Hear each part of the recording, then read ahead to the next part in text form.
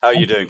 I should have grown my mustache in. I could probably grow that in 3 days with my Armenian. Then Uh, you're a gifted person.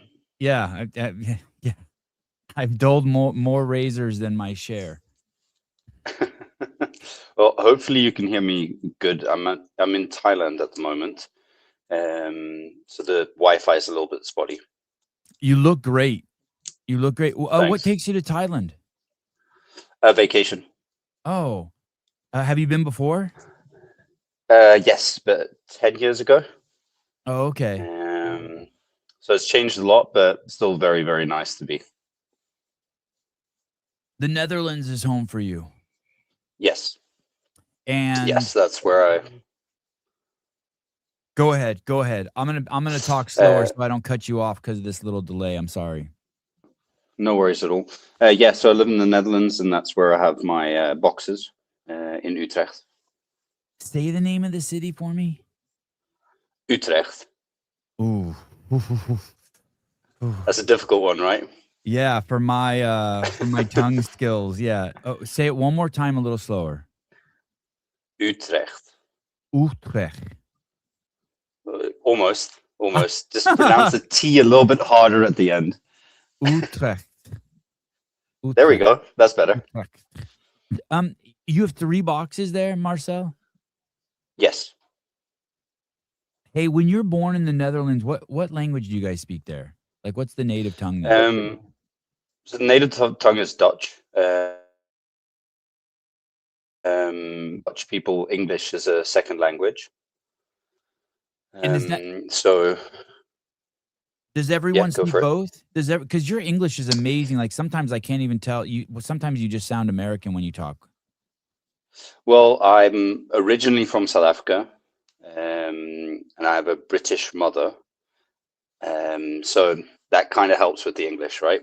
Okay, yeah. Um, but to be honest, most of my Dutch friends, their English is almost perfect. And how do they do that? When you're raised with 2 languages, do you just start speaking both right away as a kid? Like, everywhere you go, just both are being introduced to you? Well, everywhere in the country, like TV shows, everything is English. So the stimulus to learn it is quite high. And then from elementary school, that would be for you guys, it's you have English classes. But So all the all the curriculum media, is in Dutch. Dutch. Yes, Okay. fully. God, they should almost Um, do that everywhere so people can learn 2 language everyone can learn 2 languages. yeah, and most people, because with us, if you go to high school, you usually have a third or a fourth language extra. So it could be German or French or something else. So a lot of people speak 2 languages relatively fluently, and then one they can skate by if they're on vacation. I don't know if it's like this, with Dutch and English, but my first language was Armenian, and there are some Mm, words that you just can't reconcile. Like I think in Japanese, I think that there's words that describe, taste that people have that we don't have maybe in English. And yes, just the ability not to be able to reconcile that opens up a window of kind of like understanding how people operate. It's like, "Oh, man, this" like, if you didn't know 2 languages, you wouldn't even know that that was possible because you think with your language. yes, 100%. A lot of times you'll have a conversation where you want to express something in a conversation and you'll switch to Dutch or to English just because the other language, the word doesn't really encapsulate what you're trying to say. Yeah. Uh, so no, yeah, but most people in the Netherlands are relatively fluent in English as a second language. But squatting, translates, uh, get below Uh, s- parallel translates. yeah, that translates. But the so it trans so in the box that I have, the 3 boxes, so all the coaches, I think like 90% of the classes are taught in English. Because we obviously have a large expat community. But if you're talking about squatting, the literal translation from Dutch is bend your knees. So it'll be Oh, kniebuigingen, which is literally squatting, bend your knees. So it translates, but not one-on-one. But a majority of our classes are in English. Most of the people understand it fully. yeah, that's interesting. When I was a kid, they would I just remember my dad owned a liquor store, and we'd always be moving these heavy wine boxes. And my dad would always say, "Bend your knees." But no one but the part that was important is also keep your heels on the ground, right? Which we never did. Yeah. Well, hey, in the years you learn some new stuff, right? So you were born in South Africa? Yes. Yeah. And, Um, yeah, go for it. tell me about that. How long were you there, and then how did you end up in the Netherlands? So my father's side of the family were Dutch. And when I was a child, at a certain stage, my family decided to move back to the Netherlands. But I was born and raised in South Africa. But obviously, there's a brighter future in Europe than there is in South Africa at the moment, or there was even years and years ago. So Yeah. my parents made the decision to move for a more prosperous future. Yeah. Do you remember how old were you when you moved? God, so it's kind of young. So it's like end of elementary school. So it's talking like 10 years old. Have So you been back? Have you been back? for vacations, been back. It's a beautiful country, one of the most beautiful countries in the world, to be honest. Just the social economic phase in which the country is not very, yeah, very good. Yeah, a lot of tension, right? Yeah, a lot of tension. Yeah, it's not a very safe place to live at all. Yeah. One of the more dangerous places in the world at the moment. Uh, so for if you've gotten um, an escape card, be able to go to Europe or to somewhere else because your grandmother or something like that came from a different country, you still have that passport. A lot of South Africans take that option. Yeah. And so you come to the Netherlands, and so had your mom taught you Dutch in South Africa, or did you come there only speaking um English, and did you speak Afrikaans? Yes, so I went Oh, to Afrikaans school as a kid, and then Afrikaans is very close to Dutch. okay. So picking up Dutch is relatively easy because there's a lot of similarities, but there's also a few grammar rules that are very different, which make it a little bit tricky in the finer things of that language. But it helps. So when I moved here, I was speaking Afrikaans and English. Now, in the years, I've obviously Dutch is well, English and Dutch are almost exactly the same for me, and then my Afrikaans, because I don't speak it as much, that started to lose a lot of that knowledge. Yeah. That's the same with me. Even though Armenian was my first language, it as soon as I entered school, it like started to vanish. But do you still speak that with your parents or stuff like that? I mean, a little bit in my trips back to Armenia, like I can fake it. I can fake it. Okay. But I could order a glass Okay. of water and say hi to someone, and I could catch a Okay. taxi in And Armenia. and I'm very curious. If you describe yourself, are you Armenian or are you American? It's probably evolved over the years because both my parents were Armenian, and I was raised culturally Armenian. And then as Hmm. I got older, probably as I started paying taxes and had kids, and you know what I mean? I've taken Yeah. more an investment into the land that I'm in. Yeah. Sort of my, my priorities have changed. I've definitely, you know, do you have kids, Marcel? No. No, okay. No. Well, at 43, I had kids, and that was the first time I ever actually identified as anything, I would say. As soon as I had kids, it's like I just turned into a dad. I can't explain it. It was like a complete mental and physiological shift. I didn't even see it Hmm. coming. It just kind of, you know what I mean? Like getting up and wiping someone butt at 3 in the morning was never in my plans. And then at some point I was just happy to do it. You know, Well, I was like reprogrammed. You know, like when your phone gets a firmware update, I was just updated. yeah, I don't yeah, know. yeah. I don't know. Well, well, happily that was the experience, and it wasn't a experience that you're like, "What am I doing with my life?"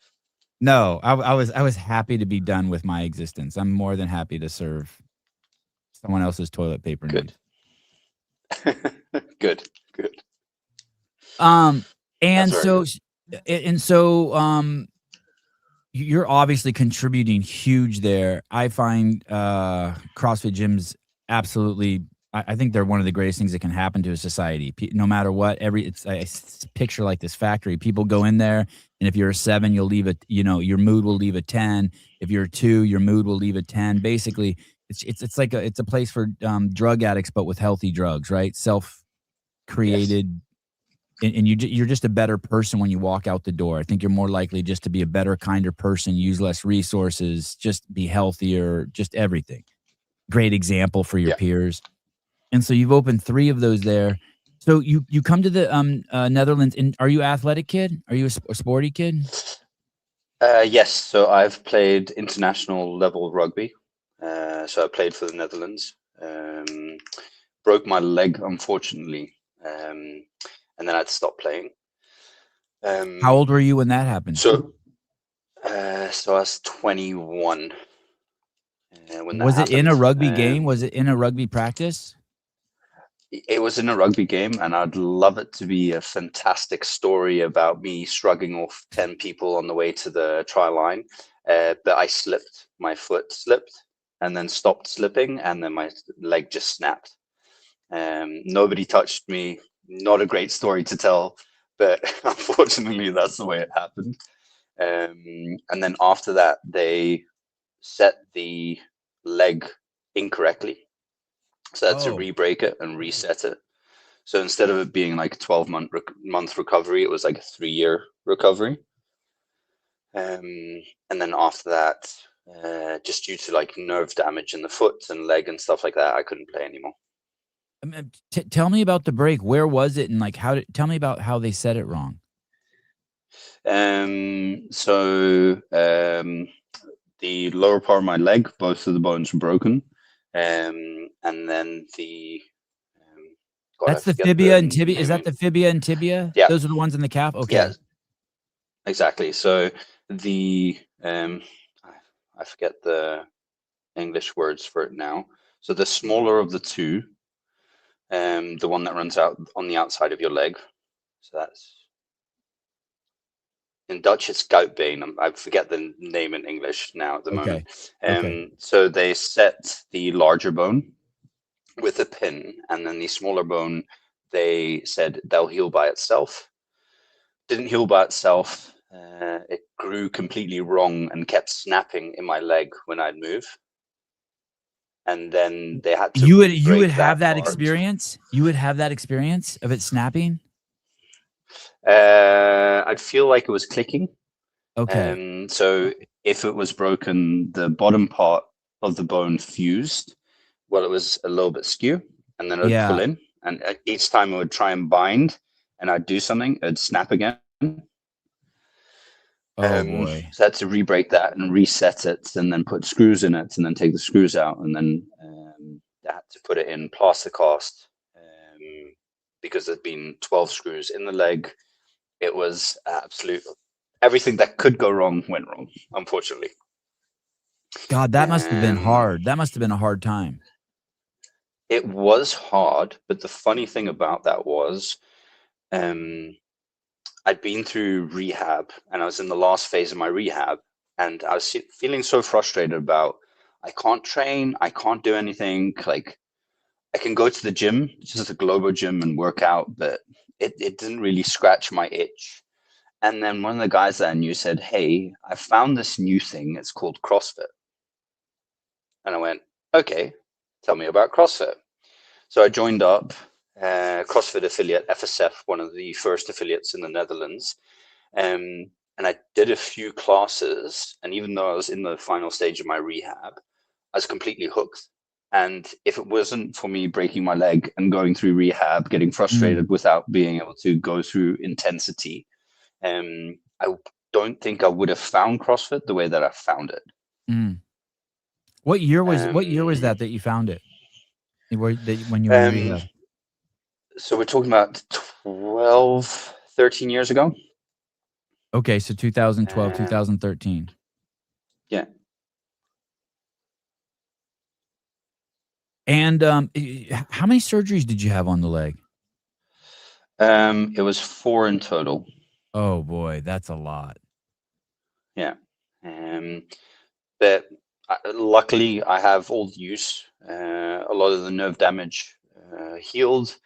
Um, so all in all, it's good now. I'm happy with where it is. Do you have a limp? No, And do you have any sign no, of atrophy or anything, or has it over 10 years? It's no, no. So everything's back to normal function. Apart from, I've got the top side of my foot is yeah. How do I describe it? It's numb, but at the same time, it's hypersensitive. okay. So if you run something across it, I can't really feel it. But if you run it in a certain way, it feels like you're really pushing into the foot. Oh, interesting. So it's just part of the nerve damage. But it doesn't limit me anyway in CrossFit or daily life or anything like that. And when you find CrossFit, do you start going the competitive route? Um, uh, yeah, competitive. I like to push myself. I like to see what my boundaries are. Did I ever think that I'd make it to regionals or the games? No, I'm not that delusional. Yeah. Um, I'm an okay-ish athlete. Um, yeah, And you I came generally in at a score like, time you came in at a time when the yeah, level was skyrocketing. When I came yeah, in, everyone could, dream, but you came in when it yeah, was just, like, just going through the yeah, roof. yeah. The the level's insane. Even like the local European level was just skyrocketing in those years um, where you'd have to be an exceptional specimen and have the mental capacity to be able to do that, or else there is no chance of you going to regionals or anything like that. I am fortunate enough that I was never delusional enough to think that I'd be that competitive. And then Marcel, I'm guessing you decided you wanted to start coaching, or how did you start getting into, like, not only doing training yourself, but training others? So while I was playing rugby, I went and did my strength and conditioning specialist stuff. So I'd already been training people. I'd already been training professional athletes. Um, so that phase, the training phase, I was like, cool, this is really what I'm into. Then the gym that I was training at, we're looking for coaches. I was like, you know what? I really love doing this as an athlete. And why don't I just coach a Sunday afternoon class? Mhm. And in turn for that, I got a membership and got keys to the gym, which for me Mm. was like fantastic. I can do what I like even more. So it's just a win situation. Um, Coached there for a while. And then at a certain stage, the partner that I was with said, "Hey, um, what do you want to do?" I was like, "Well, I think I can do this, but better." Mm. Where she said, "Okay, try it, go for it, see if you can do it better." Um, so then, after 2 years of coaching at an affiliate, I decided to open my own box. So you were there and you were seeing how they were organizing their business and their classes and how their structure, and that was inspiring you to be like, hey, I could make changes here. I could make changes here. I would do this differently. And, Exactly. and get, yeah, that's cool. When did you take your level one, and did you take it so that you could teach that one class on Sundays? No, I took my level 1 to open the CrossFit box. Okay. Just because I think if I'd be new in the game, I'd go to my level 1 and take that as like the first entry step to being a better CrossFit coach. My background is teaching professional athletes in strength and conditioning to move correctly. The base knowledge that I had, that I'm a professional in what I was already doing. So translation to CrossFit wasn't that big of a step. But if you're new into the game and you're starting to coach and you're starting into CrossFit, then yes, get your level 1 as fast as possible. That's what you need to do. That's that check mark that you understand what you're doing. So my trajectory was slightly different. And then tell me about your thoughts on the level 1. Were you, since you had already studied it in college, did you have some hesitation to go there? Did you feel like you were just checking the boxes? And then what were your impressions of it? I felt like I was just checking a box going into it. It was almost like it was a formality, yeah, kind of thing. But then when you show up there and you're sitting in the level 1 with the different kinds of people that there were even people that weren't even planning to coach, that were just there because they wanted to know more about CrossFit and understand it better. And where I was like, oh, wow, this actually impacts way more than just the basic knowledge base, right? This is really triggering people to improve and gain knowledge in the thing that they like. So that was the thing that I really, really enjoyed about the level 1 and doing it. it is. I think that's one of the greatest testaments about CrossFit is how many people went. I would hear it from the beginning when I would be traveling the United States going to affiliates. So many of these people were 4 years in physiology or kinesiology, or they did strength and training in college, and then they take this 2-day course and they're like, oh boy, I can't believe how much is being imparted here in just 2 days. Yeah, I think it's a good, well-rounded first step, or maybe second step into the like CrossFit realm of what we're doing. I always liked it. They would ask, has anyone here never done CrossFit? And there would always be like 1 or 2 people. And I always thought that was fascinating. I thought, God, I wish I would have taken my level 1 when I knew absolutely nothing. That would have just completely blown my mind. I think so. Yes. I think it would have been much more.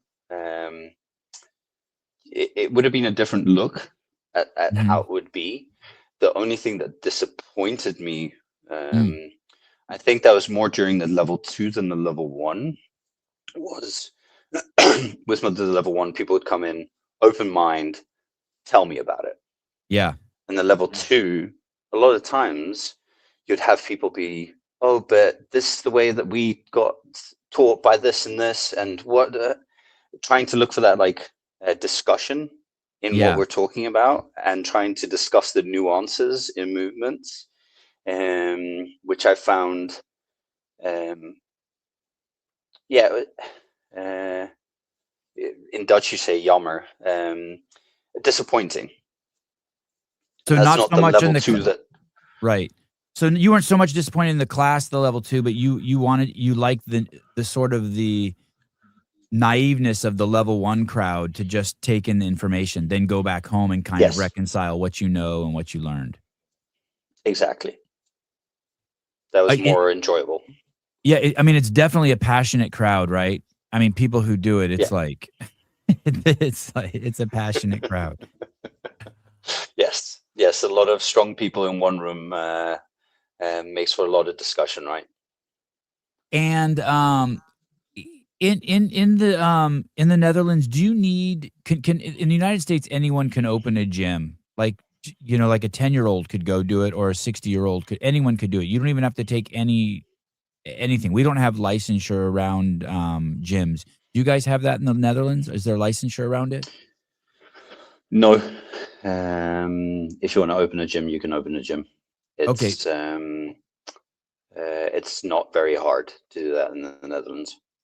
And as opposed to like if you want to cut hair in the United States, you could get arrested or fined if you don't have the proper documentation. Is it like that in the Netherlands too? Like if you want to be a hair cutter, you got to get licensure? Um, as far as I know, no, you don't need any licensing for Oh, that either. wow. So the That's very supportive of the entrepreneur. I love that. it is very open. It's only when you get to jobs that you need a degree, like you're a physiotherapist, a doctor, a lawyer, stuff that you really need that piece of paper to be able to Yeah. call yourself it. Yeah. That's when you are it. And the rest of the jobs are very open. Like I think in the United States, you even need like if you want to be an electrician or plumber, I think you even need under the guise of safety, and it probably is true. But even those jobs, you need some sort of in the States. I think some sort of certificate or pass. They don't want just every Tom, Dick, and Harry, doing wiring in a house and causing fires. That's the logic behind it. Yeah, with us, it's I think it's up until like certain level of projects with electricians and stuff like that. Like if you need basic stuff done, Yeah. the electrician, as far as I know, it's not my profession, right? Yeah.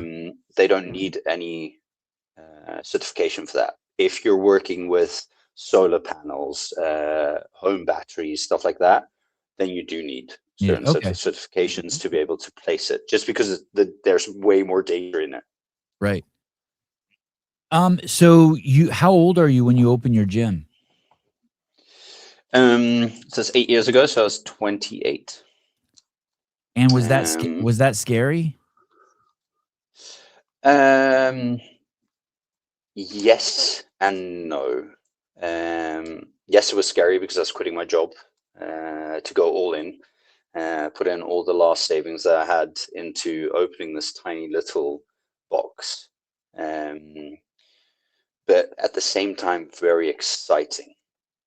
I was really looking forward to this thing that I've been working up to for 6 months. Laid out everything meticulously. But at the same time, you open your doors, and then the first week you have 2 members, and then you're like, oh, this could become very scary at a certain stage. Yeah, but you keep working at it and trying to make it better. And now you have 3 boxes. Yes. And these locations are any of these locations the original location? No. Okay. Unfortunately not. Unfortunately not. So the Oversteden Ouderlaan, that is our oldest location. So that's the location. So we opened the first location, and within 6 months we moved because we were getting too big for the location that we had. And then we moved to the Oversteden. Thanks. Moved to the Oversteden Ouderlaan, and that's for a majority of our members. That's the original place, just because the other place was that short. Yeah, so we moved there within 6 months, and then 6 months later we needed more space, so we upgraded that space because we were growing too fast. And then 8 months later we upgraded the space again with more space. And what does that mean? Knocking out walls and taking adjacent buildings? Yeah, Okay. So we had like hallways in between different parts of the building. So when we got in there, the first location that we had was, off the top of my head, like 200 square meters. And at the peak of the space that we had with that location was 1,000 square meters. Wow. Okay. So you grew 5x. Yeah. Then obviously COVID hit, which was for every gym a massive hit for us as well. after COVID, because we had set everything up so well during COVID, I think within the first month we doubled our members. Wow. Um, I love that. um, just because we had everything set on point to rock and roll as soon as we could open. And we did it very, very well. And when I say we, it's me, but especially my staff, because it's my gym. But if I'm very, very honest, it wouldn't roll without the staff that I have. Mm, Right, they're mm. more important than I am. Then that went really, really well.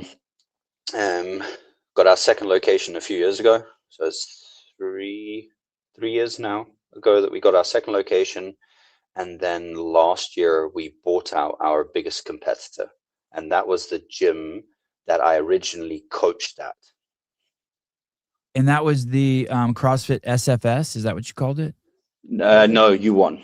That's Oh, where I coached. you won. Okay, okay, okay. Yeah.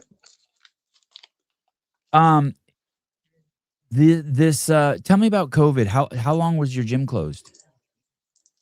Oof. We were closed on and off for almost 2 years. Gyms in the Netherlands were one of the last things to open.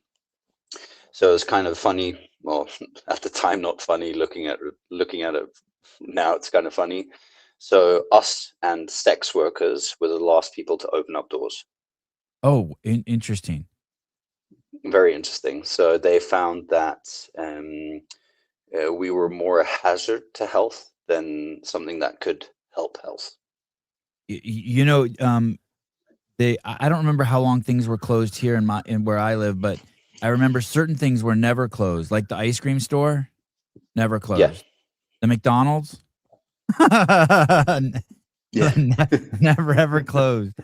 I always tripped on that. I'm like, wait, how is the ice cream store open? Yeah. And the funny thing is, because we saw obviously COVID evolving within Asia at the moment. So the week before we went into lockdown, we at the gym said, okay, we need separation of people. We're going to map out the floor. We're going to have everybody in their boxes, like you obviously know, right? So we'd done that. And then once COVID hit and we're allowed to go open again, the government restrictions allowed us to have 2 times more members in per hour than our original restrictions that we put on ourselves before we got locked down. Oh, wow. So yeah. So frustrating time. Yeah. How But many I think times? for a lot of people, Yeah, exactly. How many times did the government let you open and close? Like in the United States, they told us it was going to be 2 weeks, and then they just kept extending it. Was it like that for you too? Like you kind of never knew? yeah, never knew. I think we opened and closed 5 times.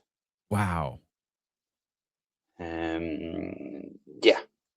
And how did you survive Frustrating. financially? How did you survive?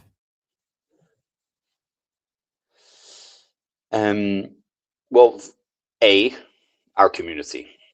Our community helped us through everything. But what we said at the beginning of COVID when it hit, because we have a lot of freelance coaches that work for us.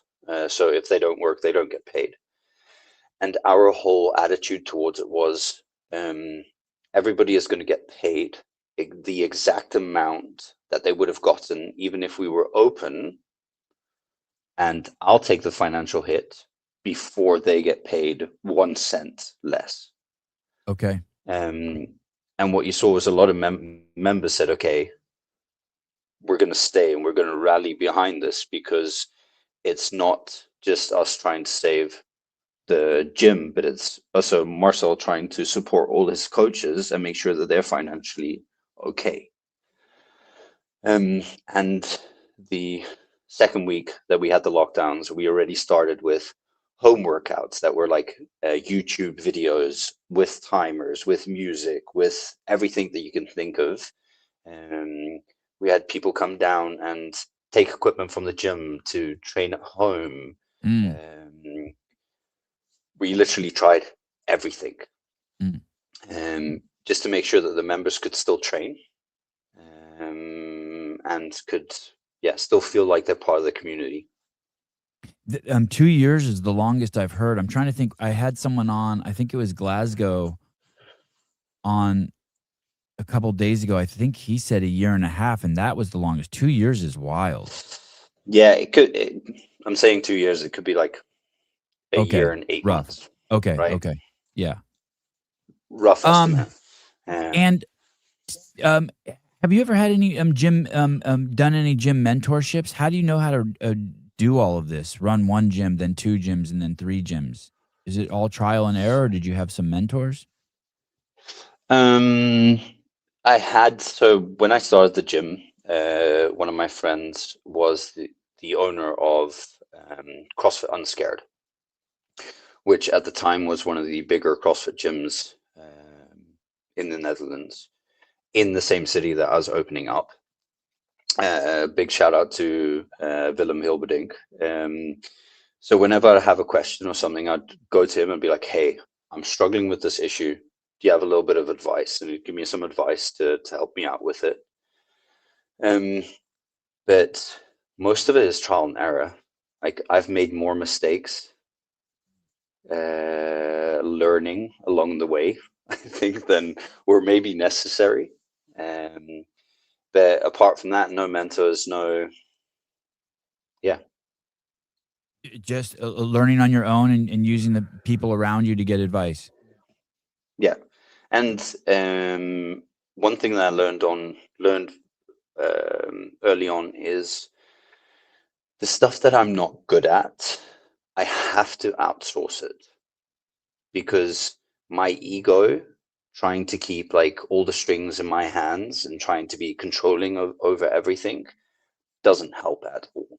So the wisest thing you can sometimes say is, hey, I want to do this thing. I really don't know much about that thing. Who knows more than me? And give them the space to do that thing. Can you give me an example of that? So for instance, I'm very bad at the daily mundane email stuff, the client contact, the social media, stuff like that. So, or like, for instance, now we're starting out with a new class. So we're going to try out boot camp classes for the summer, just as like an extra outdoors class. And the first thing that I do is I put into the coaches app. So I have 37 coaches that work for me now. Wow. And then I put into the app, I'm like, hey guys, I want to start this idea. Who wants to run this? And then I'll have like a few coaches reply to me, and then I'll sit down and have a coffee with them and be like, okay, explain to me how you want to do it. What are your ideas? Tell me what you think of this thing. And then I'll push and pull a little bit and give a little bit of advice to it. And then I'll say, okay, this is your budget, run with it. If it messes up, then it messes up. If it doesn't, it doesn't. Fuck, great. Let's have a party then. Yeah. But I want my coaches and staff to believe that if they come with a good idea, or if I'm not sure about this, anybody think they know more, come help me out. Yeah. That's really good. And they probably love that too, because then someone gets to take ownership of it. Yes. Yes. So what you see is we have a lot of full-time coaches that have extra things that they do. So a coach will be, because we've got 3 affiliates, will have coaching hours, but they'll also be responsible for that affiliate. They have to make sure that everything's stocked, that all the member boards are working, that everything is running optimally. And then on Wednesdays, they'll send me a text message of, okay, we're missing this, we need this for the week. And then my manager will pick that up, and you'll make sure that everything's done for the location managers. Marcel, I think I noticed on your Instagram, you guys have High Rocks offering, and it looked like it was expanding. Yes. Can you tell me, because I know High Rocks because Hunter McIntyre has been on the show, and I know, and I think the owners, the founder's been on the show, and I don't see it in my community, but obviously on the internet, I see it's exploding and growing, and people love it. And tell me about how it popped on your radar and what's going on with High Rocks.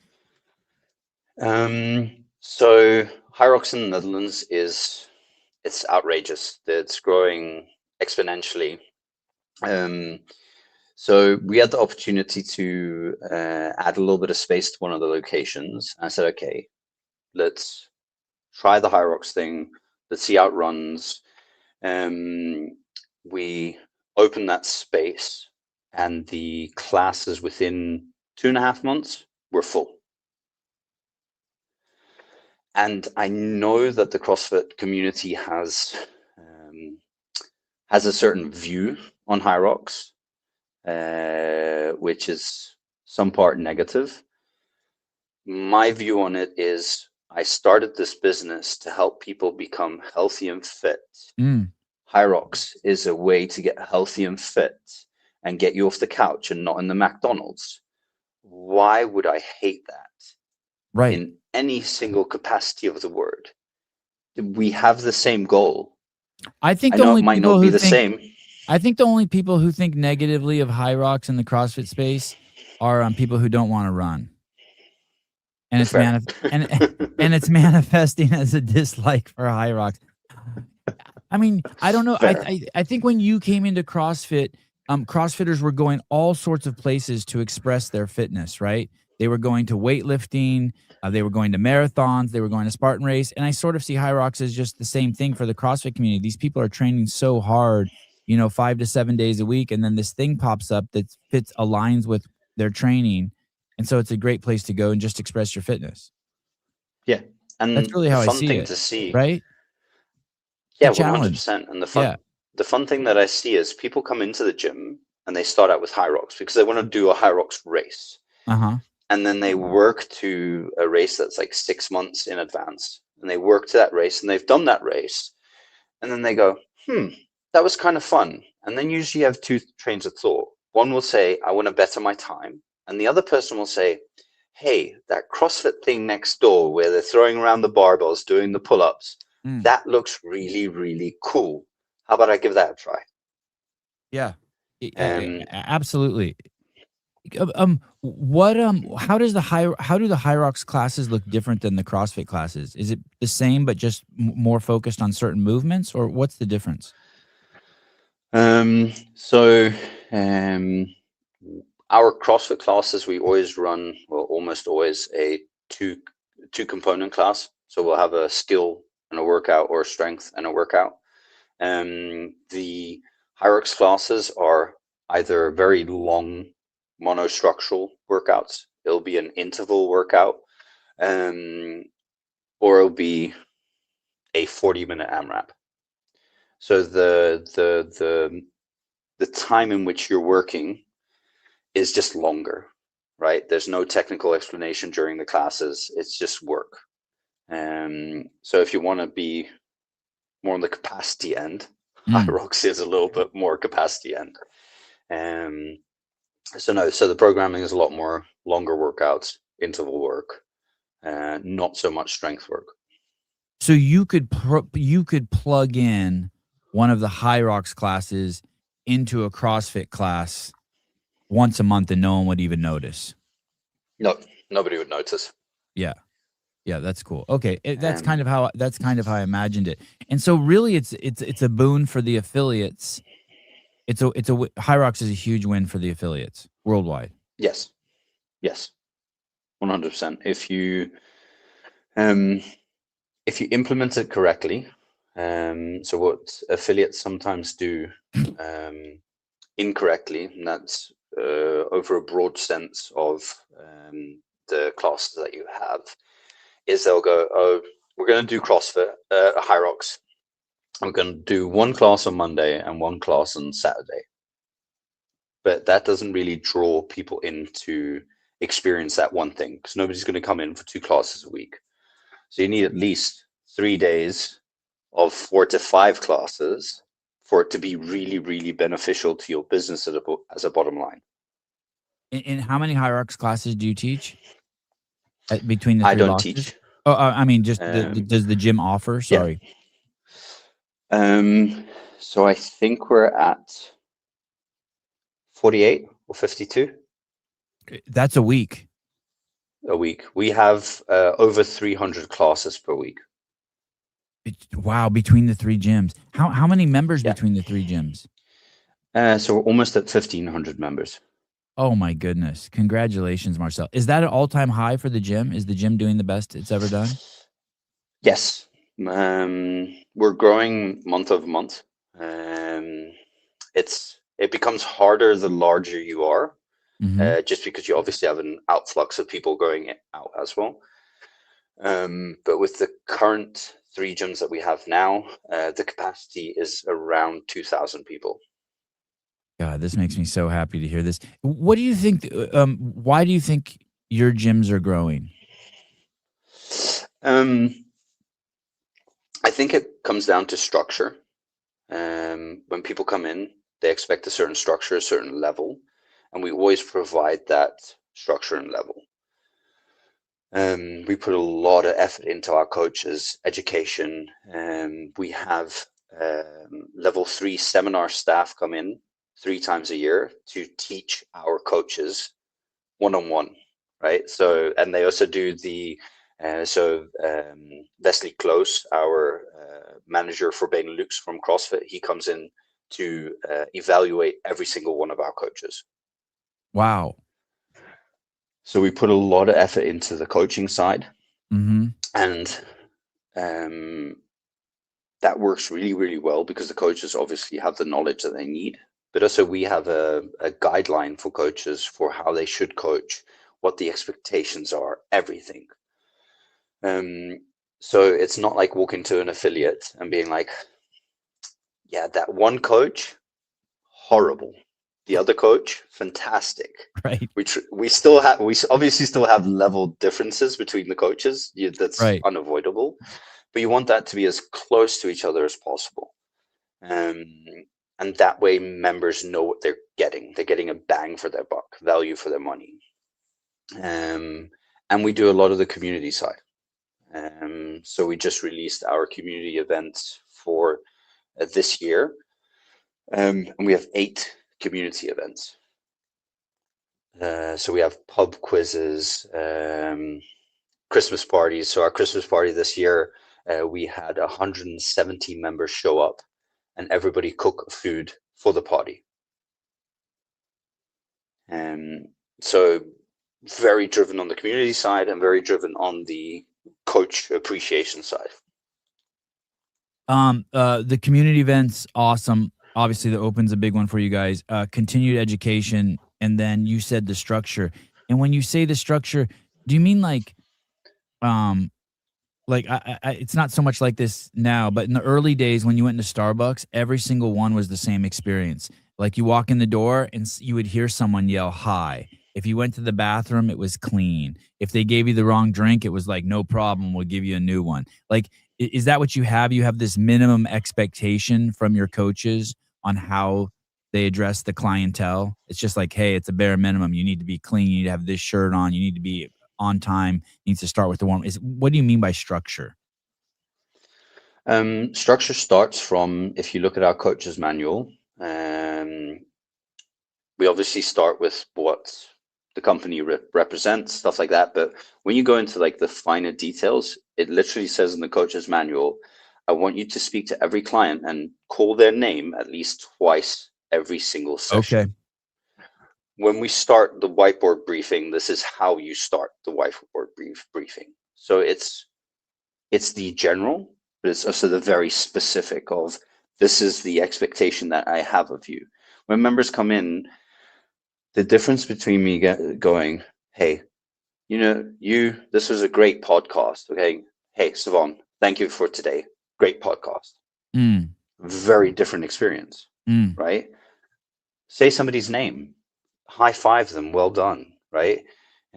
Just that little bit of contact makes Yep. a big difference. Yep. Yep. And I so love it. putting that into structure of what you expect from them, it just makes a difference. And this evaluator that you said came in, what did you say their name was? And do they work at HQ? I thought The way you said it, Yeah. it's a HQ. Okay, explain who is that? So that's Wesley Close. He's the manager for Benelux. So it's Belgium, Luxembourg, and the Netherlands. He's also one of the level 2 seminar staff members. And he comes in and evaluates our coaches and does the education days for our coaches. Whose idea was that? Was that your idea? That was us together. He was putting together a company. He was branching out for himself to do box coaching, so helping box owners improve their business. And me and him are friends, known each other for quite a while. So I said to him, I said, listen, how about you come in and do our education days and you evaluate our coaches? Because being seminar staff, you're used to evaluating people, stuff like that. Why don't you come in and do that for us? So the beginning of the year, we do a general education day of expectations, stuff like that. And then every seminar has slightly different cue into it of what we want to concentrate on. So the last one was adaptive athletes, general coaching cues, and 2 other things that we run through, just to make sure that everybody is on the same level understanding of how we run things. And it's a very open format when we talk about, okay, how do we open our classes? This is how we do it now. Do you guys think we can do it better? And then we have an open floor discussion with 30 people to see how we can improve on that. And this is quite to evaluate 37 coaches. This is a serious investment on your part. Yes.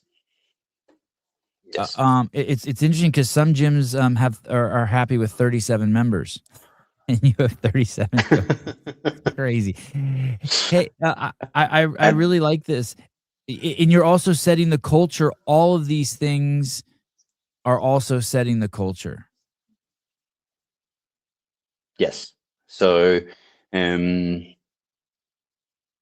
it's, yeah, because obviously with the education days, my input is trying to improve the coaches and trying to give the coaches value for working at Dom City. And in return, what you see is the culture drips through to the members, where when the coaches feel like they're being appreciated, they feel like there's getting money and time invested in them, they spend more time with members, right? They will invest in members like I invest in them. They'll stay the extra 15 minutes to help somebody out after class because I do the same for them. That's just the culture. Right. And the culture in the gym is the trainers don't work for me. I work for the trainers. My job is to make their job easier. That's my sole purpose, is how can I make their jobs easier and help them out, because I know that will trickle down into the members. It's interesting. It's like that in the film business too. If you get a good producer, even though they're your boss, they should be able to help you do everything you can do as the editor or the director or the actors or whatever. They're there to serve you, whether it's bring water, help you change a flight. They're there to, even though they're the boss, their job is like absolutely service to set you up for success. Yep, 100%.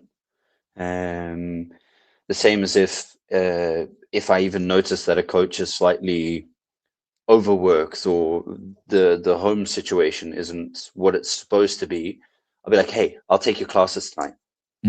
We'll still pay you for the classes, but I think you need a night off. Go take a night off. I'll take your classes. And that sets the culture too, that someone cares. There it is again, and then that trickles down to to the clients. Yes, exactly. Hey, just out of curiosity, Marcel, how many direct reports do you have? I mean, do you have a kind of a shield around you? Because if 37 people have access to you, your day would just vanish like that. No, so luckily, out of all everybody technically has access to me. Yeah. But I have 3 little shields around me. Okay. Yeah. Well, 2 little shields, 1 big shield. So I have Leilani and Anna. They are responsible very much for like the day-to-day. And then I have Peter, which is my manager, and Peter is worth his weight in gold. Mm. He keeps away the mundane day stuff, the organizing of the coaches. Fantastic human being in what he does. So luckily I have those shields, and the coaches know that they first have to speak to one of those 3 before coming to me. Dressing you right. Yeah, but it's open enough that if somebody has a question, it's not like they're feeling like they're overstepping if they're asking me something. Right. How do you make it to all 3 locations? No, no. So we have 2 locations where I'm the most, which is Mhm. Overste Nauwlaan and Haafweg, and then we have Kanaalweg. So Kanaalweg is actually our second location. Very interesting location because I put it up with a different concept to CrossFit. It's still a CrossFit affiliate, so we still pay the fee just because it is kind of like CrossFit.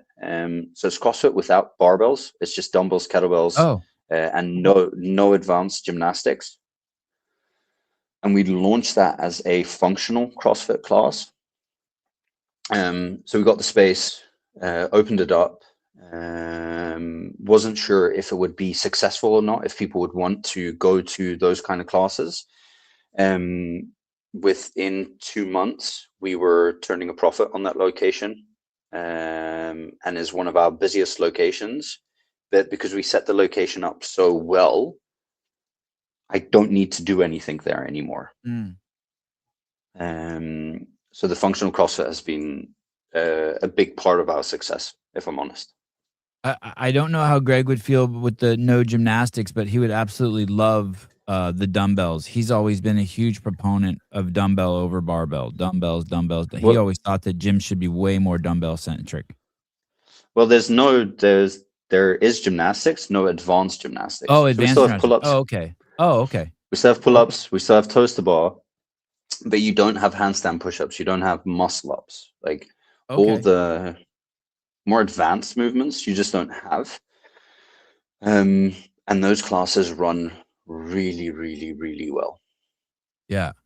Well, congratulations on you on all of this. I love the sound of all of it. Just innovating, experimenting, not being afraid. Yeah, that's Thanks.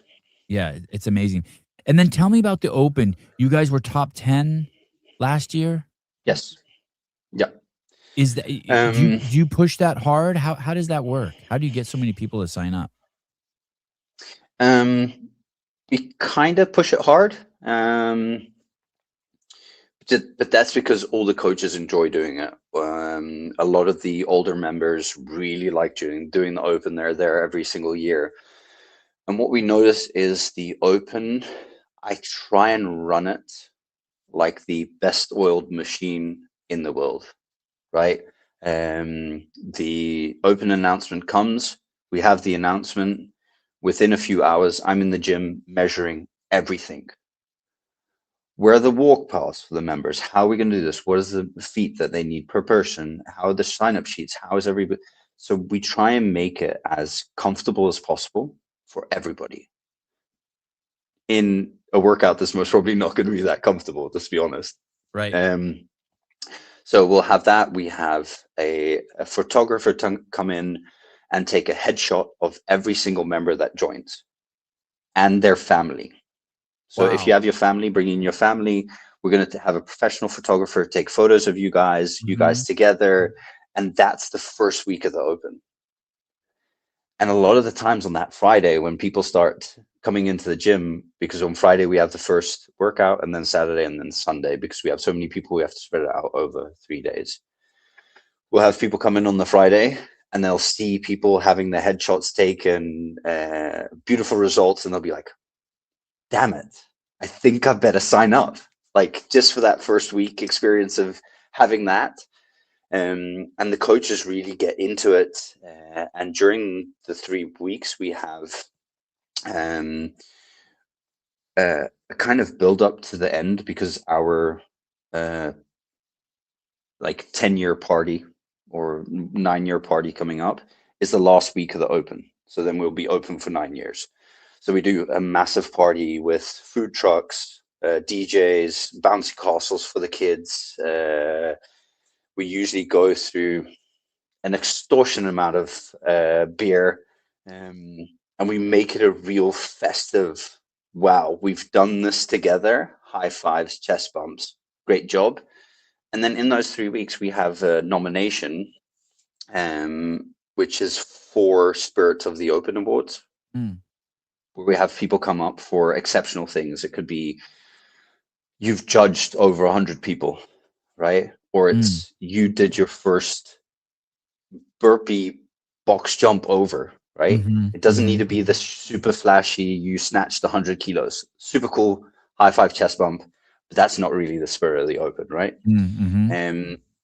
So it's a very community build-up thing where people are really, really hyped to do it, just because it's really fun to do. And we tell people to invite their friends, family to come down, even to the end of Open party. Bring your whole family. Come down. We're a family business. Like, you can enjoy here with your family. Come on down. So with the bouncy castle last year, the kids were crying because they had to go home. Like, it's fun. It's fun to do those kind of things. It sounds like a lot of work. Did you ever think, is it worth that trade-off? Sounds like it's a lot of work. In week 2, I always have my doubts because if I'm being very honest. Yes, please. And then week 3, when it all unfolds and you start to see the excitement of people and the first beer that gets cracked open and people start to have that, like, wow, we've actually done this together. That moment is fantastic. The moment of when all the score sheets have been handed in, everything is done, we're starting to have some burgers and stuff. That's the moment where I always turn around and think, holy moly, that's what we've done. We've done this. Yeah. That is cool. You think you'll make it past 230 this year? Yes. Yeah. Yes. Yeah. What was the year before? I think so. What was the year before the 230? Do you remember? It wasn't that much. I think it was like 150. I think my biggest takeaway here is all of those great things being said, then going back, the one piece of continuity is your coaches are into it. And so they set that culture, and then so the clients do it. 100%. So we encourage our coaches to do it. Even where we say, hey, listen, even if the sign-up fee is an issue for you, I will pay your sign-up fee. Right? There shouldn't be a boundary unless you're injured or you're going on vacation. Like, it shouldn't be the money, it shouldn't be the fun, because we're all doing it together. I have my coaches come down. The coaches throw down with the members. And everybody just has fun together. So it's really, really cool to see. Let me ask you the question of all questions. 3 weeks or 5 weeks? Are you a 3-week guy? Do you prefer a 3-week Open over a 5-week?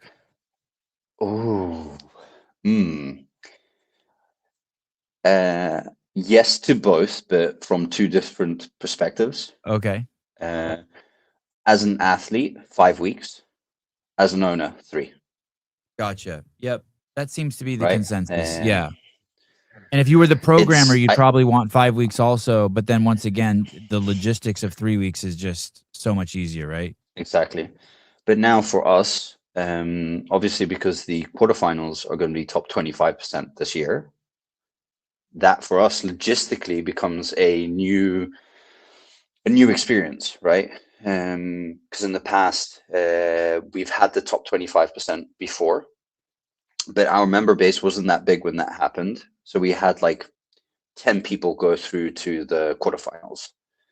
Now, with the member base that we have and the members that we have, you're looking at like 50, 60 people Yeah. going through to quarterfinals, Yeah. which logistically for us as a gym is going to be a new experience and challenge, because 60 people doing 3 or 4 workouts spread over multiple days is going to be a very fun and challenging experience.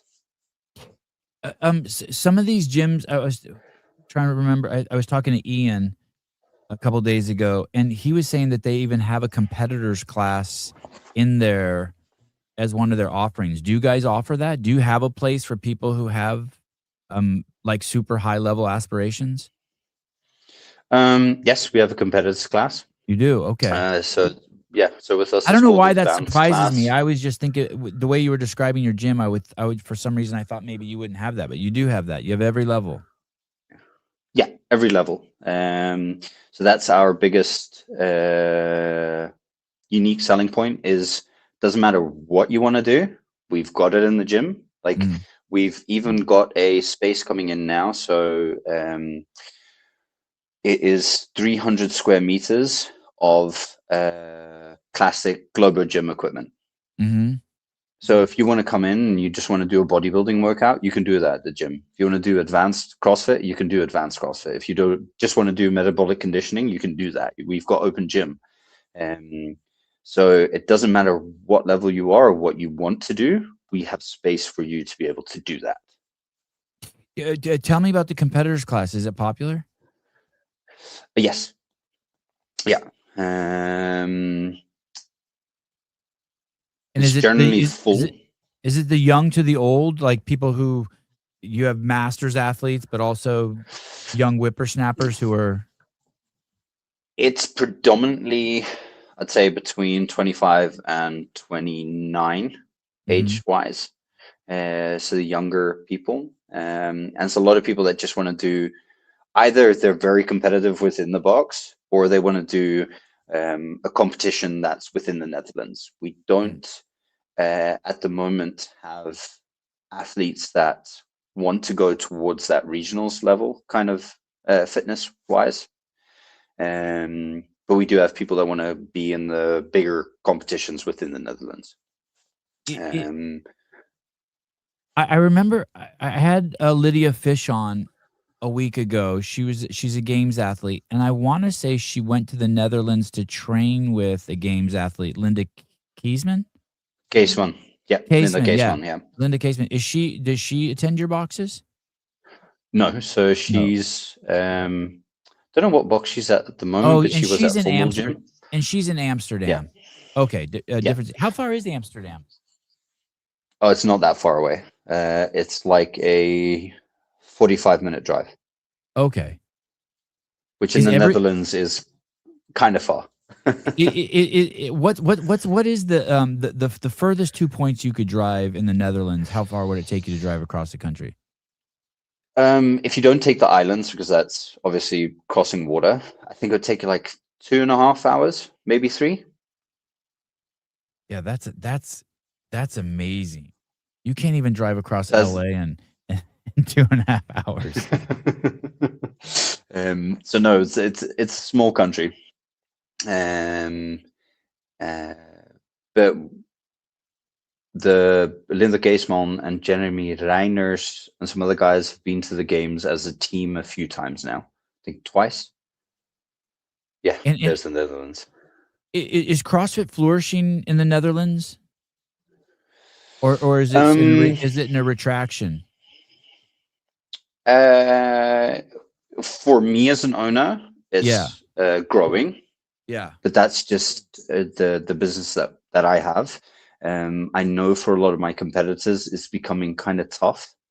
Um, but that's predominantly gyms that only offer CrossFit and nothing else. Right. So you need a bit of diversity in your gym to be able to grow. And like just some of the ones we've talked about is there's a boot camp class, there's a high rocks class, there's a CrossFit class, there's a CrossFit without uh barbells and high level gymnastics. There's the standard like Globo gym. I mean that's just 5 right there. Yeah, and then we have Olympic weightlifting, strength classes. This summer we're going to launch running classes. So we have quite a lot of classes. And any things that were just that you tried that were like colossal failures, like a class, like did you try a Zumba class or something? You're like, oh, that one didn't work. Yoga. Yoga didn't work. Yoga didn't work, but that was because we did it in the CrossFit gym itself. This year, I think in the third quarter of this year, I'm gonna start looking for a yoga space that is a 4th location, that we're just gonna brand as a yoga studio, and that with your memberships you can have access to the yoga studio. Just because I think the vibe and setting is more appealing than doing yoga and hearing barbells in the hole next to you being dropped, right? Yeah. It does seem that there is a big crossover happening, at least in my little town, between you're seeing a lot of CrossFit people doing hot Pilates and hot yoga. Yeah, and I think they see it as sort of giving their body a break and getting some. I guess they call it restorative yoga, restorative Pilates, like a way just to hey, I need to move a little slower and just get into my body. Exactly. So we have a lot of members that have a additional yoga membership at a different gym that are like yoga studios. And that's because you need that Zen recovery feel to it, right? If it's that gritty CrossFit, let's throw stuff around. Now I'm gonna go sit on my mats and do breathing exercises. It doesn't match. It doesn't give the feel that you need it to be. And yet you can bring those and yet you can bring those skills you learned there back to your CrossFit training. Yeah. Hey, and I'm guessing you are not a super high level yoga practitioner, so that would be one of those things once again that you would have to look for an expert. Yes. And you after 100%. These years, that's one of the things we started the show with, saying you needed to be comfortable with.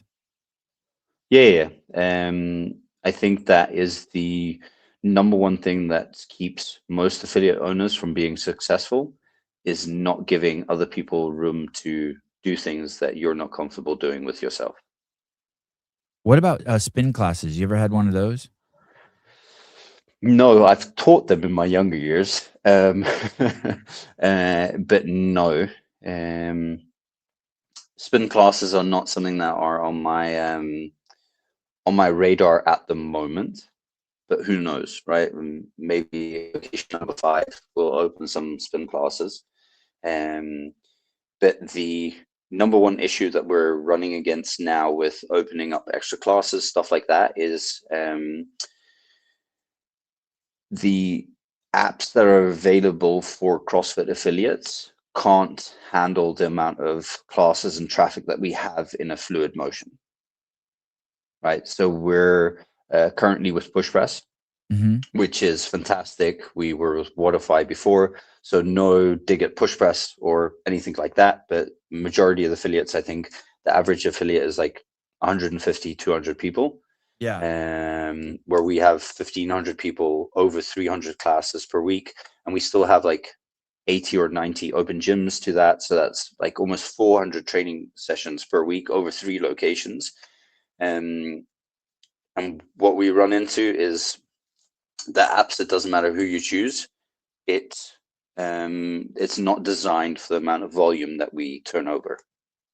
God, what a great problem to have. Yeah. It could be worse. It could be worse. Marcel, do you attend the games? No. No, you don't. No, I haven't been yet. And what about the Rogue Invitational? Do you go to that? That's, I guess, a little closer to you. Have you ever done that? The one in Scotland? No, every time. So I've tried to do it for Rogue. as too late for booking everything, because I'm so. This is with the games. We always, as affiliates, get the call up of, "Hey, do you want some tickets?" Mm-hmm. And I'm always so busy with the business Yeah. that at a certain stage I'm like, tickets for the games or tickets for Rogue. Oh, Yeah. and then I'm late. I'm late to the party, too late. So it's more a fault of me being concentrated on something else that I'm not there Yeah. than not the willingness to go. Yeah. I don't know. I would be really impressed if someone who had as much on their plate. I would like. I just have 3 kids, and I never want to leave because I feel like I have to manage the kid. Like I can't imagine having 1,500 members that I'm responsible for. It's a lot. I was surprised to hear you're in Thailand. Was that hard going there? Do you actually get time away, or are you working the whole time? No, the last year has been extremely busy. But normally the years before that, I go on vacation like 4 or 5 times. Year and a half ago, I went to Vietnam for 3 months. The same as I'm here for over 3 weeks now. I'll open my laptop once a week Do just to you make mentor? sure that everything's running. I asked you in the beginning if you've had a mentor. Are you mentoring anybody? I'm slowly looking into it because I have a lot of gym owners that actually ask me if I'd like to do it. Yeah, Um, it's I'd like to do it, but if I do something, I want to do it with 100% of my attention yeah. and help people out. And I've tried it once or twice with gym owners, but the experience hasn't been very gratifying. Uh, because Because gym owners are very stubborn. yeah, Um, yeah, so I've had conversations with gym owners where I've been, okay, listen, if we do this way or do it a certain way, and we change this, your profit margin will increase by X amount, and this is what you need to do for it. And then I've had gym owners turn around and be like, yeah, but that doesn't really work in the area we're from. And I yeah. go, yeah, I don't need to do it for the money. I'd love to do it because I like to do it, Right, right. but that's something where I struggle with. Where I'm like, okay, I'm here to give you advice. You're paying me for the advice. I'm giving you the advice, and then you're turning around and going, hey, but no, it doesn't really work that way where we are based. You do it. Um, I'm gonna ruin this parable, but there's a story of a man who wants to visit a wise man, and the wise man lives on the top of this hill, and he stands in line for a week to meet this wise man. And he gets to the top of the hill, and there's this little house on the top of the hill, and it's his turn to meet the wise man. And he knocks on the door, and the man opens the door, and there's an old man there, dirty, with a broom. And he says, "I'm here to see the wise man." And the little old man says, with the broom, who's dirty, looks homeless, says, "Come on in." He walks him through the house, opens the back door, and lets the guy out. And the guy's like, "What?" And he's like, "You saw the wise man." And he shuts the door. And and that's it, right? And so he wasn't ready to see the wise man because Yeah, his cup was already full. He already had these preconceived notions, and so it's what's interesting is this is sort of the same thing you were saying with when we were talking about trainers. I don't remember exactly what you said, but if you're not willing to be open, then you're not ready to take advice. And so some people think that they want advice, but they're not ready to be open. yeah, Yeah. yeah, 100%. How can I run faster? Um, You have to run naked. Oh shit, that's not the answer I wanted. Well, that's the story. You know what I mean? It's like, what do you mean naked? it's a drag Yeah. factor. Yeah. What do you mean? No, so I'd like to do that. I'd like to help affiliates. I've also looked at so I've talked to Vesely that works for HQ about if HQ need somebody like me to help manage or help boxes starting out, just as like an advisory position to help out. Right. But the feedback that I got from that is there's not really room for that to be able to do that. But but it's something that I I'll would love to do. translate I'd that love for to. you. They don't have money for that. They can take it off my 3 affiliates affiliate fee. No. How about that when they raised affiliate fees? Does that you're obviously very busy. Do you have to? Is that a big enough jump, that $1,000 raise, to where you think about it, or is it? It's. I know you have to do time management. No, you don't even. It's No. no. I spend more on coffee per month than the affiliate fee raise was. Right. Right. So that sounds very bad when I say it that No, way. no, I'm I sorry. no, I get it. You have 37 employees. You're going to be drinking a lot of coffee and buying coffee for a lotot of people. I get it. I Yeah, totally but get it. even the members, so all the coffee at the affiliates are for free. Oh, So really? we have 15. Yeah, so we have 1,500 people drinking free coffee per week. Like, no shit. Your gym has free coffee? yeah. Wow. So on the grand scheme of things, Yeah. for me, it's not something that's very noticeable. But if you're a gym that's starting out, that's very noticeable and very big, and it's a big cost thing. And I understand that for some people, that is a reason to maybe de-affiliate. I don't think it's a smart thing to do, but that's my personal opinion. What I would preferably see from CrossFit, if we're talking about the affiliate fee, is a staggered affiliate fee. I'd love it that affiliates could come in and pay $500 per year, and then year 2 it goes up to $750, and then to $1,000, and then to $2,000, right? Where you could have people come in and the bar to entry be a slightly lower, but we all end at the same spot. It's interesting to hear you say that, because I could see you being like, my gym's successful, raise them more to keep away competition. You're not afraid of competition. No. Preferably, I'd rather have 3 more gyms in the city that I live in, because all those gyms are promoting health and fitness. It's going to give CrossFit more of a name within the community of the city that I live, right? Because it will be more of a word of mouth thing. And the way I set up my business and the way I do things, if somebody else beats me and I suffer because a different gym opened up, it's not that gym's fault. It's my fault. It always frustrates me when somebody says, "Oh, gym opened down the road, CrossFit stole 20 of our members."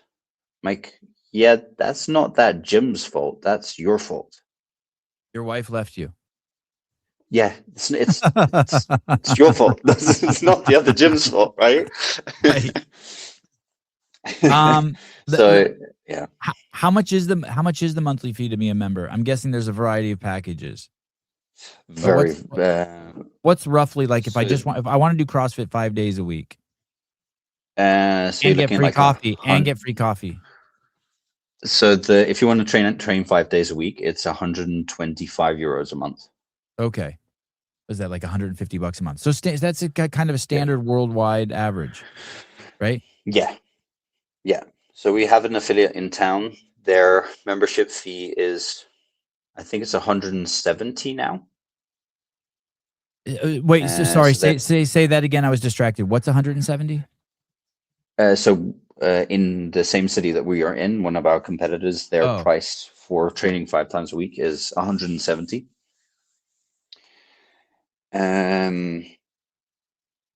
But they're going for like the exclusive market. I'm going more for volume and product, right? Different kind of thing.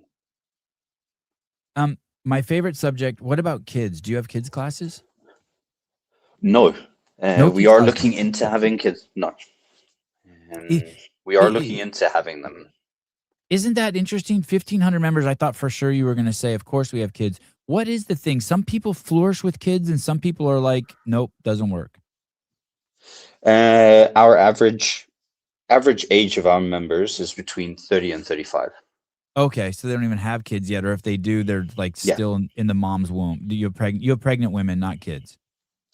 Yeah, so we have pregnancy classes. Oh, Um, shit. Wow. so if you're pregnant or you've had a kid, we have a specific class for you. So our service entails that before you give birth and after you give birth, you have a free personal training session with one of our specialists that specialized in that field, free of charge because you're a member. Um, as an extra, helping them out through that period. Um, yeah. Do you know where So you're we at are right. busy. Go ahead, sorry. Go ahead. Um, so no, it's something that we actively are busy with pre and after, but the kids aren't that old enough to have full-fledged kid classes. Yeah. Do you have any rules on that? Like, can a 15-year-old train at your gym? Do you have high school kids? Yes, yes. So we actually have a few. So one of our kids, kind of cool. His dad, I know from rugby. Mhm. His dad trains our gym.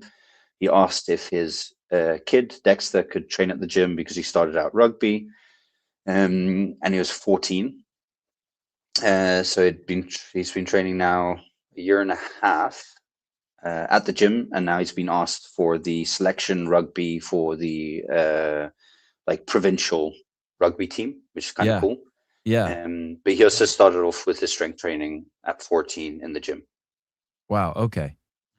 Okay. So if you're not a jerk off kid, there is a place for you.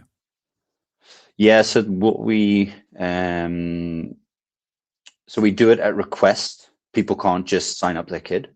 Mhm. Where we say, okay, cool, your kid has to come to classes with you for at least the next 6 months.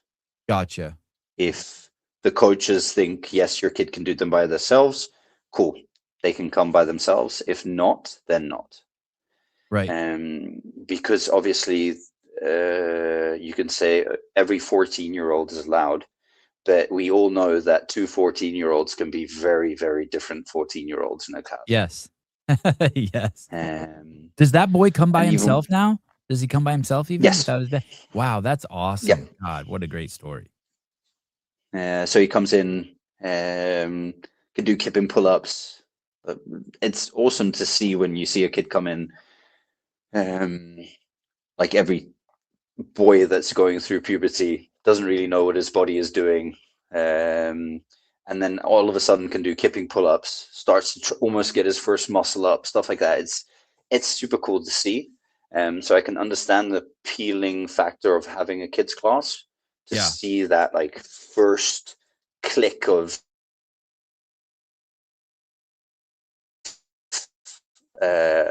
knowing what your body can do.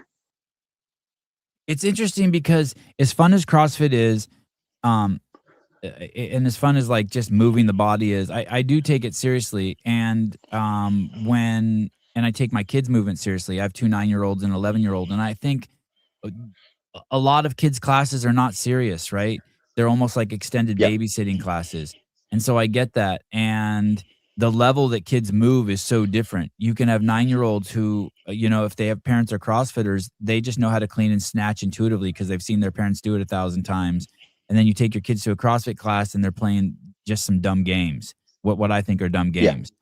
And so yeah, I could see how the kids thing would be challenging. The martial arts are like that too, or dance or whatever you take your kid to. You could take your kids to one martial arts academy. They could be there 3 years and still get their lunch money taken. Where you take them somewhere else and it's serious, and no one's taking that yeah. kid's lunch money. Yeah, so yeah, kids are It's tricky. it's participation trophies, right? Yeah, yeah, and Yeah, and I don't blame parents for wanting to send their kids places like that, but there is definitely a distinction. Like, your kid, I want to take, I'll play with my kids, but when I take them somewhere for instruction, I want it to be serious. I want them to be treated like adults. yeah. Understandable. I'd have the same. Um, So no, it's tricky. The kids' classes are tricky. hey, great to meet you, Marcel. Is there anything you want to share with the audience, other affiliate owners, members, anyone, the community? Um, I think we've already said it this podcast 1 or 2 times, but I'd love to express to other affiliate owners, please put responsibilities into your coach's hands. You cannot control everything. The best thing you can do for your personal life and for your business to be successful is to put things in other people's plates and not just keep everything on your own plate and burn out. Awesome.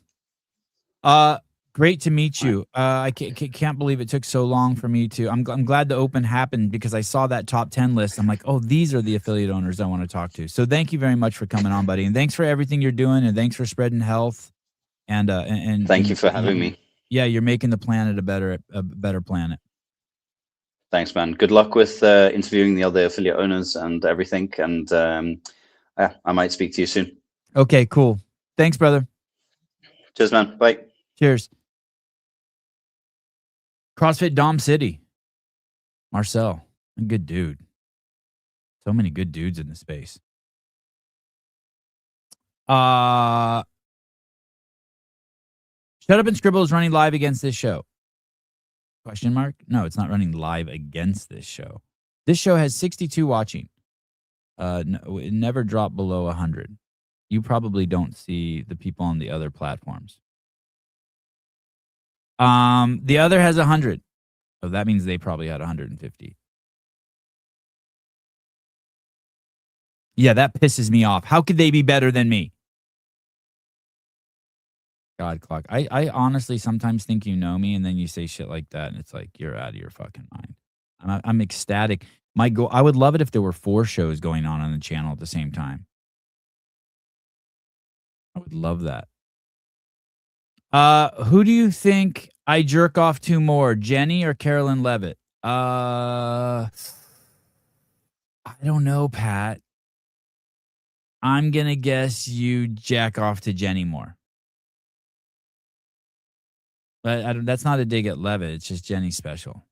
I'm gonna guess you jack off to Jenny more. Are you gonna tell us who you jack off to more? Come on, Patty. Who do you jerk off to more? You're balls deep in your wife. Have you ever called her Jenny? Pat, be honest. You know you have. You know you've slipped up. You know you slipped up. All right. I took so long off from speaking to affiliate owners. I'm loving this this barrage. Hey, you can see it makes sense by the way he talks, right? Why his gym does so well. What's the word they always say? Systems. You got to have systems. You got to have systems. You got to have systems. You got to have systems. Sean McAvenue is coming on tomorrow. CrossFit N. CrossFit N.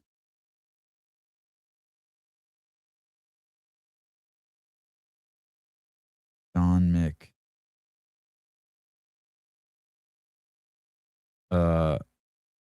Sean Mack.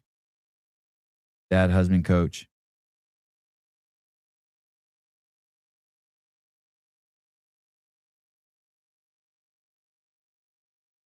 I need to see the name of this gym. How come I can't remember the name of this gym? CrossFit RDT?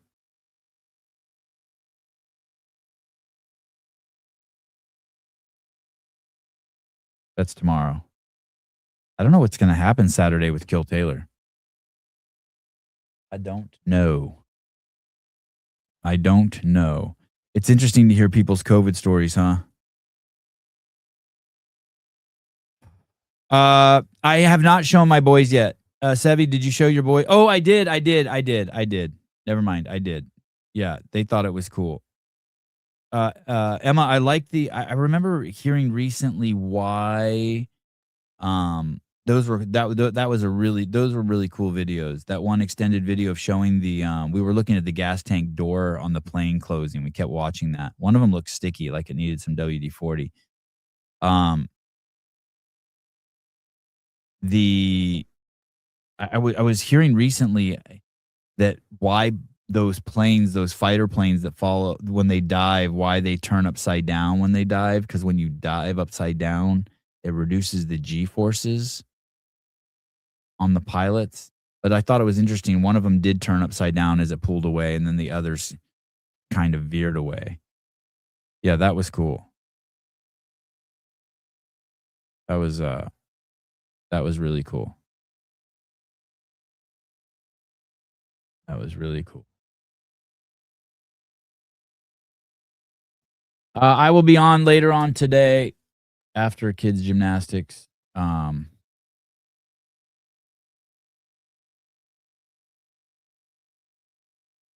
To talk about the 51st state. How exciting. How exciting. Laugh out loud. The planes were made in the late 50s and early 60s, so they definitely need some TLC. Oh, the KC, what are they called? KC 135s. Wow. Hey, did you see CrossFit released open workout 26.1? No, they did not. They did not. They're not going to do that. They do that at an open announcement. Don't make me check. Don't make me check. CrossFit Games. No, it's not. There's nothing there. There's nothing there.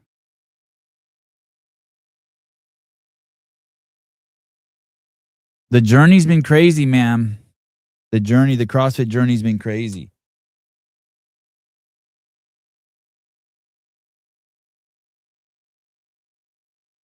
The journey's been crazy.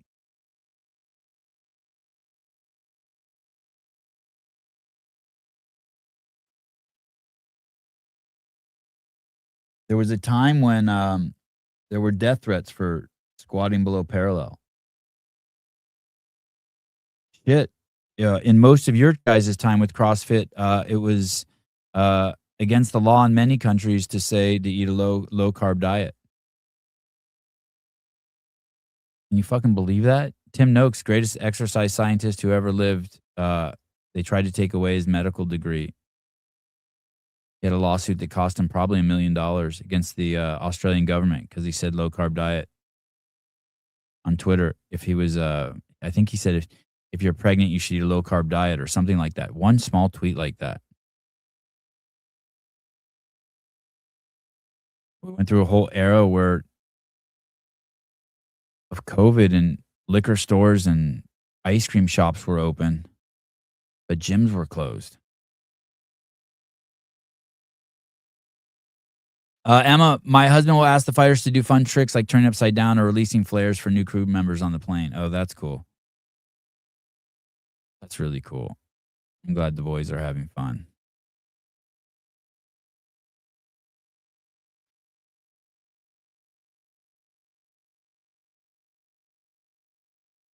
So much.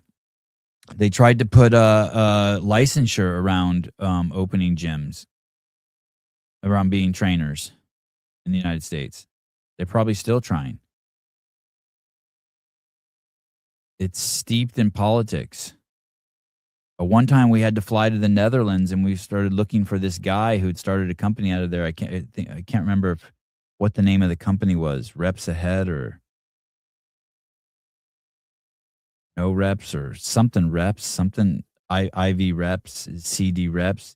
There's a company in New Zealand that was trying to get become the international body of certifications for trainers worldwide.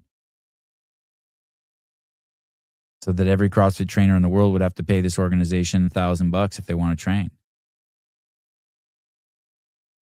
Can you give us a time when Taylor and I will be on later today? I can't. I will schedule it soon, or Caleb or Suze or one of us or Taylor. Someone will schedule it soon.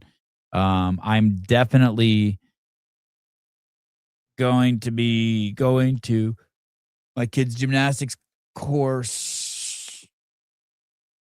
until 1:30 Pacific Standard Time. So I'm guessing it'll be sometime after that.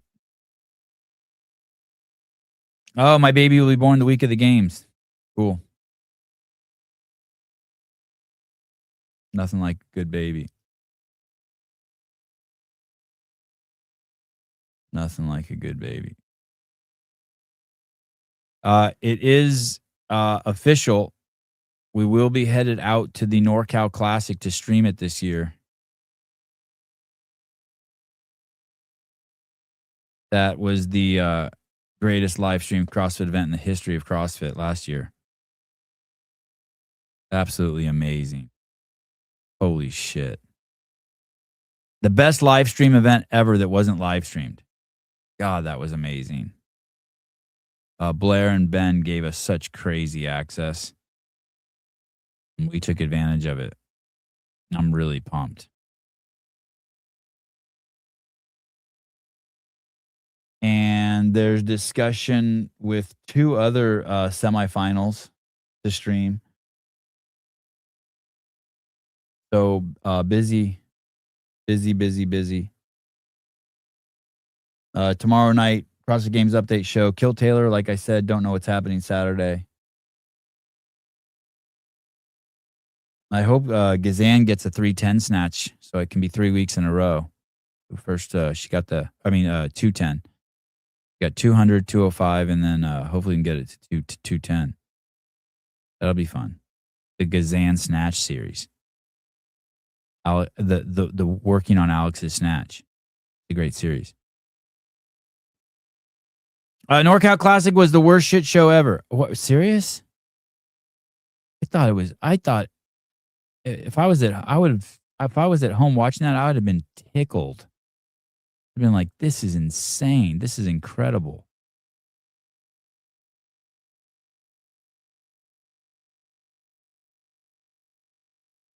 We had Grunler there commentating. That shit was fucking off the hook. Second best ever was Crash. I mean, murdering. We're gonna. I think it'll be better than. I think it'll be better than last year's and better than Crash. I think all those post interviews we did with the athletes after every heat at Crash was amazing.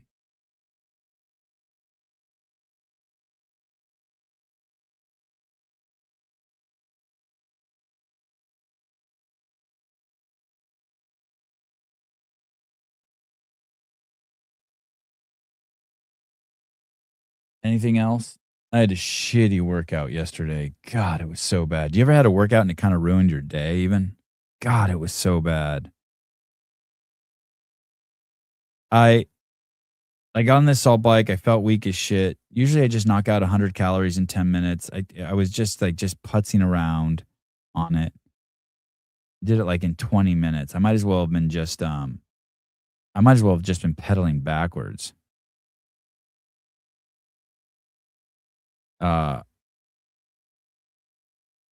Then I did some I did some box jumps and they were just I was going to do 150 box jumps escalating from 1.5 to 24 inches. Like just do like increasing not escalating, increasing in height 1.5 inches at a time. I didn't do that. Like I tapped out.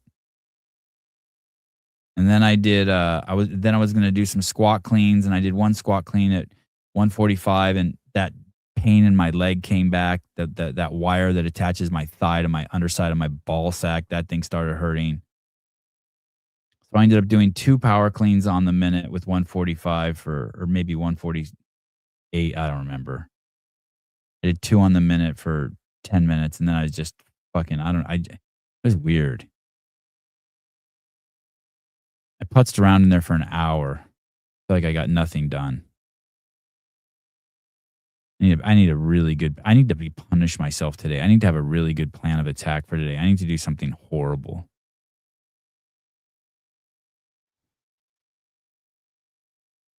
The only bad workouts are the ones you don't do. Yeah, and I guess you're right because that was it. I didn't do anything. You're right. Miss Heavy Lifts. Dave Castro was talking about that deadlift hang clean muscle up workout on the CrossFit podcast with Chase. I did that workout Monday and my back and lats are pissed.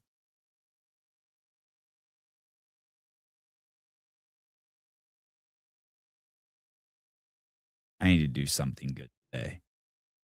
I don't even know if I can air squat.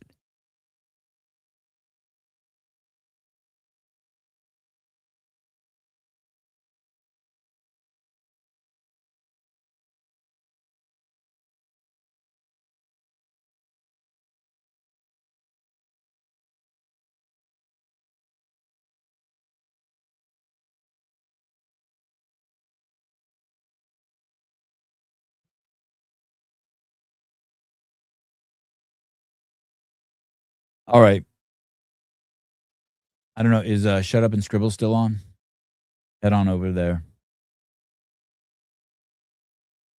Eat some carbs. I'll make you happy. Yesterday, I went out to the backyard and I just sat under the tangerine tree. I must have had 4 tangerines.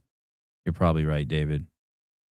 But that's the extent. I hid under the tangerine tree and gorged myself on tangerines. Ryan AMRAP, 2 minutes, as many rounds as possible. Rest 1 minute after each 2-minute interval. 100 burpees over the rower. 1 calorie row. Finish the burpees before you start the row. Oh, so you do 100. You start working on 100 burpees as fast as you can for 2 minutes. Yeah, that's kind of the kind of punishment I deserve. That's good. Missed lifts. We had 4 rounds, 400-meter run, 12 shoulder press at 50 to 60%.